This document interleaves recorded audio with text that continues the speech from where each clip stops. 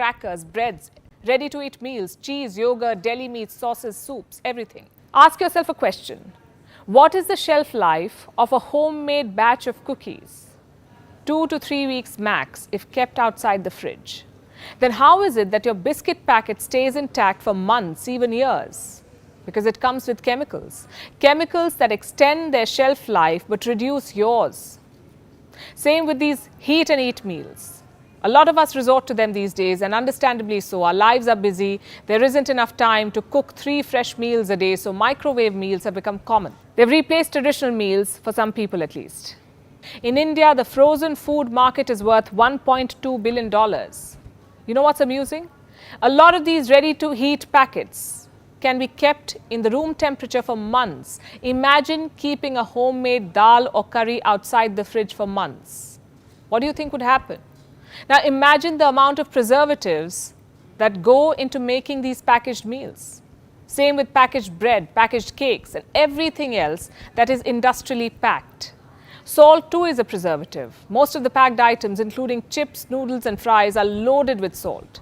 It extends their shelf life, it enhances their taste, but at what cost? Salt has sodium, and consuming too much sodium increases your blood pressure, the risk of stomach cancer, heart diseases and premature death. I'm guessing for a lot of you, deli meats, cheese and bread have replaced your traditional breakfast. But is the habit sustainable? Should you continue eating packaged food even after knowing its downside?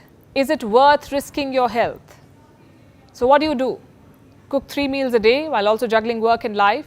That's far from what I'm suggesting. The point of this episode is to tell you that you should reduce the intake of packaged and processed food. Realize how some of the most common items in your kitchen can be harmful for you. Those colorful cereals that you eat every morning, they're food color, and food color has acrylamide.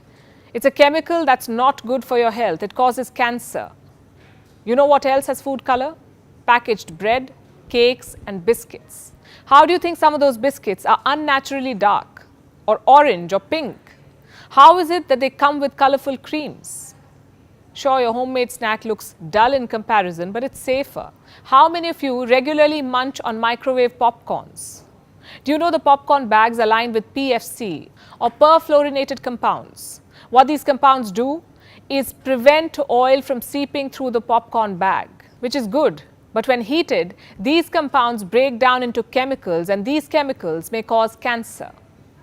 You see, we are told very little about this side of packaged food because they save time, because they're tasty, because they come to our rescue. We conveniently assume that they're also safe. A samosa, we say, may be a better snack, followed by a workout, of course, than munching on microwave popcorns without any idea what's going into your body. It's better to eat that ghee-laced paratha than preservative-filled cereals for breakfast.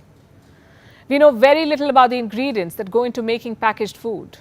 And I'm talking about the real ingredients, not the ones that are listed on the packet. We know very little about the hygiene situation of the place where these food items are made and processed.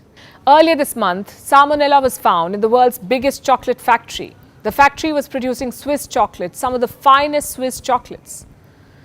Long story short, it is time to rethink what we take for granted. It's time to reconsider the food in our kitchen. I know that it's not possible to throw out every packaged, preserved or processed food item from your kitchen, but you can always limit their consumption. So if you're looking to stay healthy, if you're looking to stay fit, if your goal is to take care of your body, then do what people in blue zones do. Maximize the intake of homemade food.